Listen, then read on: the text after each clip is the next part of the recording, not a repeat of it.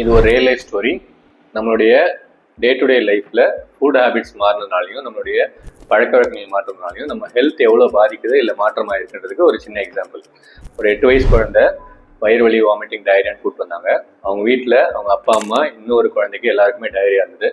So single source infection, ஃபுட்டோ ஏதோ contaminate ஆயிருக்குன்னு சொல்லிட்டு ட்ரீட் பண்ணலாம்னு நினச்சோம். ஆனால் அவங்களோட வயிறு வலி ரொம்ப ஜாஸ்தியாக இருந்தது.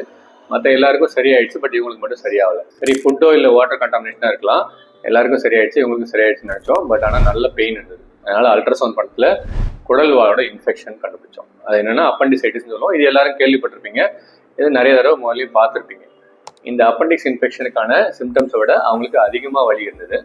சரி, வேறு ஏதாவது ப்ராப்ளமாக இருக்குமோ அப்படின்னு சொல்லிட்டு சிடி ஸ்கேன் எடுத்து பார்த்ததில்ல அப்பண்டிக்ஸ் ரப்சர் ஆகி அது ஓப்பன் ஆகி அதுலேருந்து ஃபுட்டு, அதனுடைய பஸ் இதெல்லாம் லீக் ஆகி நம்மளுடைய வயிறு ஃபுல்லாக இன்ஃபெக்ட் ஆகிடுச்சு. இந்த ரப்சர்ன்றதே 2-3 நாளைக்கு முன்னாடி ஆயிடுச்சு.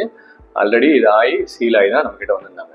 ஸோ இந்த மாதிரி அப்பண்டிசைட்டிஸ்ன்றது பார்த்தது இல்லாமல் இந்த ரீசெண்ட் டைம்ஸில் ஒரு 3-4 வருஷமாக நிறைய அப்பண்டிக் ரப்சர் பார்க்குறோம். அந்த அளவுக்கு இன்ஃபெக்ட் ஆகுது அப்படின்னா இது குழந்தைங்களுக்கான ஒரு நார்மலான விஷயமே கிடையாது. இதுக்கு ஒரு முக்கியமான ரீசனாக நாம் பார்க்குறது, ஓவர் ஏ பீரியட் நம்ம குடலுடைய தன்மை மாற ஆரம்பிச்சிருது, குடலுடைய ரெஸ்பான்ஸ் ரியாக்ஷன் டுவர்ட்ஸ் இன்ஃபெக்ஷன் மாற ஆரம்பிச்சிருது. அதுக்கான மெயின் காரணம் சின்ன வயசுலேருந்தே அதிகமாக வெளி விஷயங்களோ இல்லை தேவையில்லாத விஷயங்களோ கொடுத்து குடலை வீக் ஆக்குறதோ இல்லை குடலோட இம்யூனிட்டி ரெஸ்பான்ஸ் வேறு மாதிரி இருக்கிறதுனால இந்த மாதிரி ரப்சர் ஆகுது. இந்த மாதிரி விஷயங்கள்லாம் நம்ம நாளடைவில் அவாய்ட் பண்ணணும் அப்படின்னா நம்ம குழந்தைங்கள ஒரு மினி அடல்ட்ஸ் மாதிரி பார்க்காதீங்க. அவங்களோட குடல், அவங்களோட அமைப்பு வேற. அதனால நம்ம சாப்பிட்றோம்னு சொல்லிட்டு அவங்களுக்கு வாரம் வெளியில் வாங்கி கொடுக்குறது, ஈவன் இட்லி தோசை வாங்கி கொடுக்குறதா கூட இப்போலாம் வீக்கெண்ட்ஸ் வெளியே போக ஆரம்பிச்சிடுறாங்க. இதெல்லாம் பெட்டர் அவாய்ட் பண்ணிட்டு கண்டிப்பாக தேவை அவங்களுக்கு சாப்பிட்டா எதுவும் ஆகாது அப்படின்னா மட்டும் வாங்கி கொடுங்க.